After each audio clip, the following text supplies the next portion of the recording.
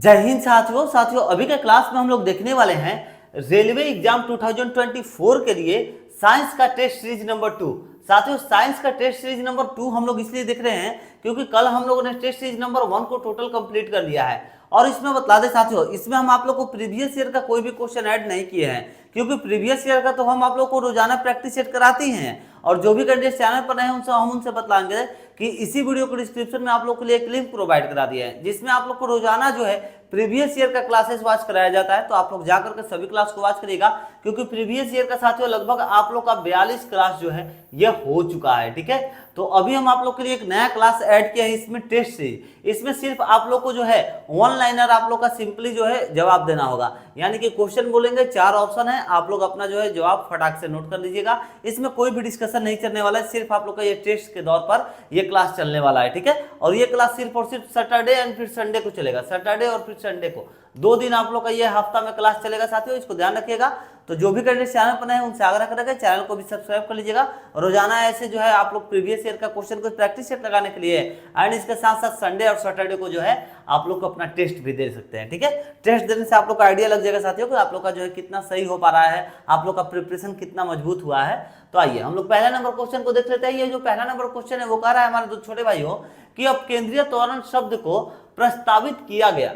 ठीक है, बतलाइए साथियों, हाइगन्स, केपलर, न्यूटन के द्वारा या फिर गैलीलियो के द्वारा, किसके द्वारा किया गया था? देखिए, अब केंद्रीय त्वरण जो है शब्द को प्रस्तावित किया था, किसने किया था साथियों? तो हम आप लोग को बतला दें, यहाँ पर राइट आंसर हो जाएगा आप लोग का Newton. Option number C right answer हो जाएगा न्यूटन। और आप सभी को भी अपना अपना जो है एक कॉपी कलम ले लीजिए और अपना अपना जो है आंसर जो है एक साइड नोट करिए और हमारे आंसर को भी एक साइड नोट करिए, और लास्ट में दोनों को मैच करके आप लोग कमेंट सेक्शन में जरूर बताइएगा कि आप लोग जो है 20 क्वेश्चन में से कितना आप लोग से जो है सही हो पाया है। ठीक है, तो ये तो पहला क्वेश्चन हम लोग का हो गया। चलिए आगे बढ़ते सेकंड नंबर क्वेश्चन को देखते हैं। सेकंड नंबर जो क्वेश्चन है वो कह रहा है शब्द जड़त्व सर्वप्रथम किसके द्वारा प्रयुक्त किया गया था? बताइए साथियों, सर्वप्रथम यानी कि पहली बार किसके द्वारा जो है प्रयुक्त किया गया था? न्यूटन के द्वारा, गैलीलियो के द्वारा, एरिस्टोटल के द्वारा या फिर केपलर के द्वारा? सभी लोग जो है अपना अपना राइट आंसर नोट कर लीजिए, हम इसका जवाब दे रहे हैं। देखिए, शब्द जड़त्व जो है यह पहली बार किसके द्वारा प्रयुक्त किया गया था भैया? तो गैलीलियो के द्वारा। ध्यान रखिएगा, गैलीलियो के द्वारा आप लोग का प्रयुक्त किया गया था। Option number B right answer होगा। चलिए आगे बढ़ते देखते हैं third number question. Third number जो क्वेश्चन है वो आप लोग का कह रहा है साथियों, और एक बात आप लोग से बतलाना चाहेंगे, ये जितने भी क्वेश्चन हैं आप लोग के प्रीवियस ईयर के जैसे भी क्वेश्चन पूछे गए हैं उसके लेटेस्ट क्वेश्चन जो बन सकते हैं वो क्वेश्चन इसमें ऐड है। एंड इसके साथ साथ टीसीएस पैटर्न पर जो आप लोग का न्यू क्वेश्चन बन सकता है वो भी इसमें क्वेश्चन डाले गए हैं। तो आप लोगों के लिए टेस्ट सीरीज साथियों बहुत ही बेस्ट जो क्वेश्चन जो है सिलेक्ट करके इसमें डाला गया है। तो आप लोग इसका अगर जवाब भैया 20 में से अगर आप लोग 15 भी सही कर देते हैं ना, तो सोचिए ना कि रेलवे का एग्जाम आप लोग का कोई भी नहीं रोक पाएगा। इतना ध्यान रखिएगा, 20 में से सिर्फ 15 आप लोग को सही करना है। ठीक है, देखिए थर्ड नंबर जो क्वेश्चन है, बल की भौतिक स्वतंत्रता निम्न का परिणाम है। किसका परिणाम है छोटे भाई? गति के प्रथम नियम का, गति के द्वितीय नियम का, गति के तृतीय नियम का, या फिर इनमें सभी नियमों का? बतलाइए साथियों, आप लोग का राइट आंसर इसमें क्या हो जाएगा? तो हम आप लोग को बतला दें, बल की भौतिक स्वतंत्रता जो है यह निम्न का परिणाम है। किसका? तो गति के प्रथम नियम का परिणाम है। ध्यान रखिएगा, option number A right answer होगा। चलिए आगे बढ़ते देखते हैं अपने 4 नंबर क्वेश्चन को। तो 4 नंबर जो क्वेश्चन है वो कह रहा है हमारे छोटे भाइयों कि किसी चलते हुई बस से उतरने वाला कोई यात्री बस की गति की दिशा में गिरता है। ये तो जाहिर सी बात है, अगर कोई भी मान लीजिए भैया इस डायरेक्शन में अगर बस चल रहा है और अगर आप लोग भैया इस डायरेक्शन में उतरते हैं तो भैया गिरिए कहीं, फिक्स है। यह उदाहरण जो है निम्न में से किसके लिए है? यह उदाहरण निम्न में से किसके लिए है? गति का द्वितीय नियम का, गति का तृतीय नियम का, विराम का जड़त्व या फिर गति का जड़त्व का? तो यह आप लोग का राइट आंसर हो जाएगा साथियों कि किसी चलती हुई बस से उतरने वाला कोई भी यात्री बस की गति की दिशा में गिरता है। यह उदाहरण निम्न में से किसके लिए है? तो यह उदाहरण गति का जड़त्व के लिए है। Option number D right answer हो जाएगा। चलिए आगे बढ़ते हैं, देखते हैं अपने 5 नंबर क्वेश्चन को। 5 नंबर क्वेश्चन कह रहा है कि निम्न में से कौन सा एक बल नहीं है? बतलाना है, इन चारों में से कौन सा एक बल नहीं है? क्या आवेग नहीं है, तनाव, प्रणोद या फिर भार? कौन सा जो है आप लोग का जो कि एक बल नहीं है? तो साथियों जो नहीं में जब आप लोग का पूछ रहा है ना, तो देखिए तनाव तो आप लोग का बल है भैया, आप लोग को मालूम ही होगा। ठीक है, प्रणोद भी है, भार भी है। यहाँ पर आवेग जो है ये आप लोग का बल नहीं है। Option number A right answer हो जाएगा आवेग। ठीक है, चलिए आगे बढ़ते देखते हैं 6 नंबर क्वेश्चन को। 6 नंबर जो क्वेश्चन है, किसी कार का चालक यानी कि ड्राइवर अचानक सामने एक विशाल दीवार को देखता है। ठीक है, उसे चाहिए कि, मतलब ये साथियों, अगर आप लोग ड्राइविंग कर रहे हैं, 4 व्हीलर वगैरह जो है चला रहे हैं, ठीक है, और सामने आपके कोई यहाँ पर दीवार दिखे, आप लोग जैसे इधर भैया हो गया ये गाड़ी, आप लोग इसको जो है ड्राइव कर रहे हैं बैठ करके, आप लोग के सामने अचानक एक दीवार दिख गया, तो आप लोग क्या करिएगा? एकदम से ब्रेक को लगा लीजिएगा, या फिर कार को तेजी से मोड़ लीजिएगा, या फिर ए और बी दोनों में से कोई हो जाएगा, या फिर इनमें से कोई भी नहीं होगा। तो हम आप लोग को बतला दें हमारे छोटे भाइयों, आप लोग का यहाँ पर राइट आंसर हो जाएगा कि एकदम से ब्रेक लगा लेना है। ठीक है, option number A right answer हो जाएगा, एकदम से ब्रेक। वो भी ऑटोमेटिक ही लग जाता है, आप लगाइएगा क्या, वो ऐसा सिचुएशन नहीं रहता है, लग जाता है। चलिए, किसी क्षैतिज सड़क पर एक कार निम्न में से किसके द्वारा उत्पन्न बल के कारण त्वरित होती है? बताइए, किसके द्वारा उत्पन्न होने के कारण त्वरित होती है? कार के इंजन, कार के चालक, पृथ्वी पर कार, या फिर कार पर सड़क। तो साथियों इसका राइट आंसर हो जाएगा किसी क्षैतिज सड़क पर एक कार निम्न में से किसके द्वारा उत्पन्न बल के कारण त्वरित होती है? तो इसका राइट आंसर हो जाएगा हमारे छोटे भाई कार पर सड़क के कारण। ठीक है, option number D right answer हो जाएगा आप लोगों का। आगे बढ़ते हैं, देखते हैं 8 नंबर क्वेश्चन को। 8 नंबर जो क्वेश्चन है वो आप लोग का कह रहा है कि निम्न में से कौन सा कथन गलत है? इन चारों में से जो कथन आप लोग का गलत है उसको बतलाना है। ठीक है साथियों, देखिए कथन कर रहा है गतिज ऊर्जा शून्य, धनात्मक या फिर ऋणात्मक हो सकती है। बताइए साथियों, ये आप लोग का सही है या फिर गलत है? सभी भाई इसका राइट आंसर बतलाइए। देखिए, निम्न में से कौन सा कथन गलत बतलाना है। तो हम आगे क्यों नहीं पढ़े भैया? क्योंकि पहला ही आप लोग का गलत है। Option number A right answer हो जाएगा। यहाँ पर पूछ रहा था गलत, और पहला ही ऑप्शन गलत है। गतिज ऊर्जा शून्य, धनात्मक या ऋणात्मक हो सकती है, यह कथन गलत है, ध्यान रखिएगा। आगे बढ़ते हैं 9 नंबर क्वेश्चन। घर्षण के विरुद्ध किसी पिंड के द्वारा किया गया कार्य हमेशा किसके रूप में परिणामित होता है? बताइए साथियों, किसके रूप में परिणामित होता है? गति ऊर्जा का ह्रास, स्थितिज ऊर्जा के ह्रास, गतिज ऊर्जा के लाभ, या फिर स्थितिज ऊर्जा के लाभ। आप सभी लोग जो है इसका राइट आंसर अपना अपना नोट कर लीजिए। हम आप लोग को इसका राइट आंसर अगर बतला दें साथियों, तो घर्षण के विरुद्ध में किसी पिंड के द्वारा किया गया कार्य हमेशा किसके रूप में परिणामित होता है? तो गतिज ऊर्जा के ह्रास। Option number A right answer होगा। आगे बढ़ते हैं, देखते हैं अपने 10 नंबर क्वेश्चन को। कह रहा है बल विस्थापन वक्र के द्वारा घेरा गया क्षेत्रफल प्रदर्शित करता है। बतलाइए, वेग, त्वरण, आवेग या फिर किया गया कार्य।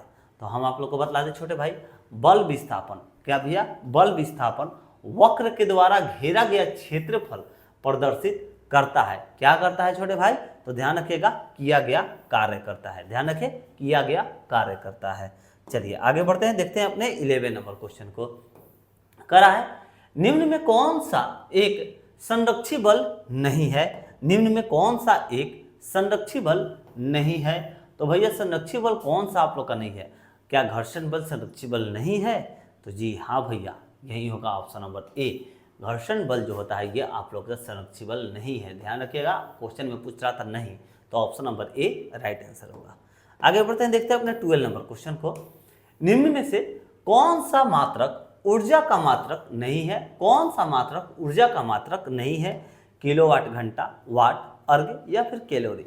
तो आप लोग को बतला दे साथियों, जो अर्घ होता है यह आप लोगों का ऊर्जा का मात्रक नहीं है। ठीक है, ध्यान रखिएगा, अर्घ आप लोग का राइट आंसर होगा। चलिए आगे बढ़ते हैं, देखते हैं 30 नंबर क्वेश्चन।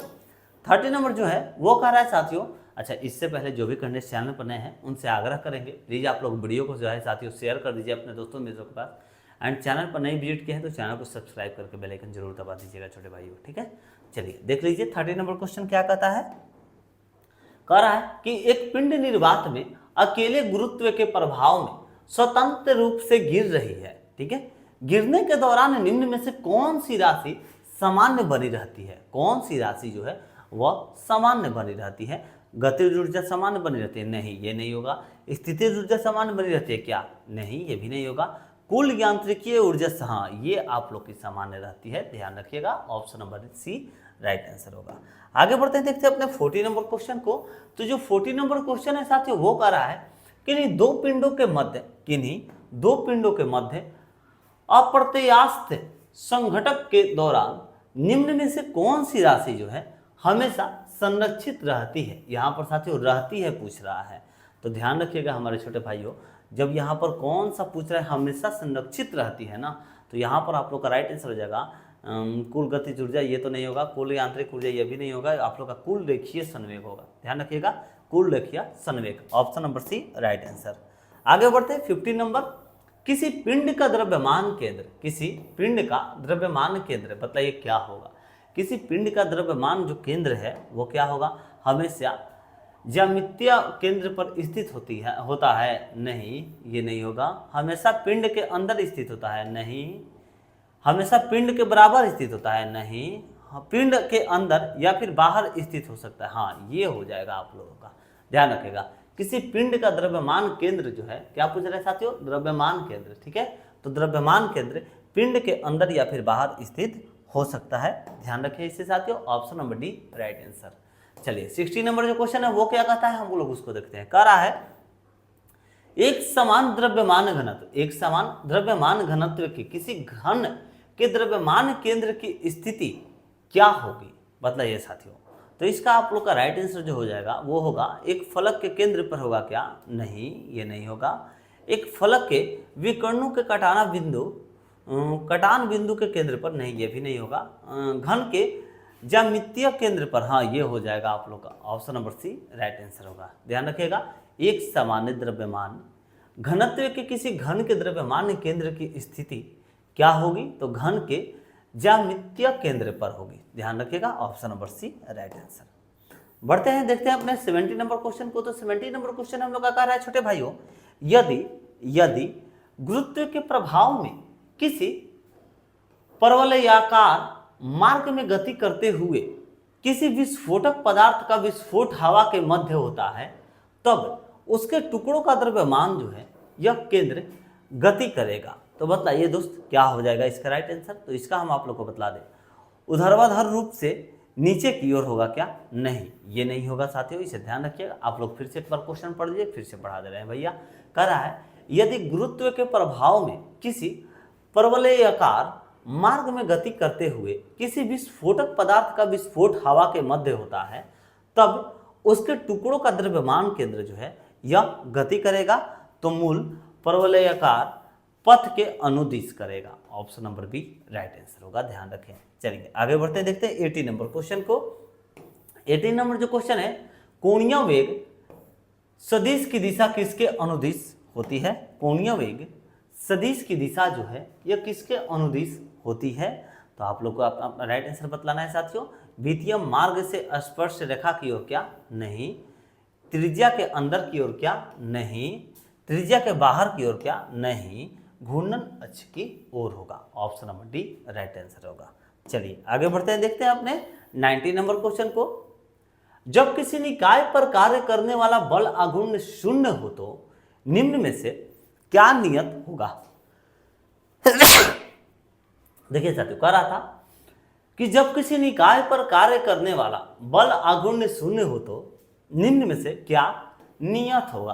तो आप लोग को बतला दें, बल तो नहीं होगा, रेखीय आवेग भी नहीं होगा, रेखीय संवेग भी नहीं होगा, कोणीय संवेग होगा। Option number D right answer हो जाएगा आप लोग का, कोणीय संवेग। चलिए आगे बढ़ते हैं, देखते हैं अपने 20 नंबर क्वेश्चन।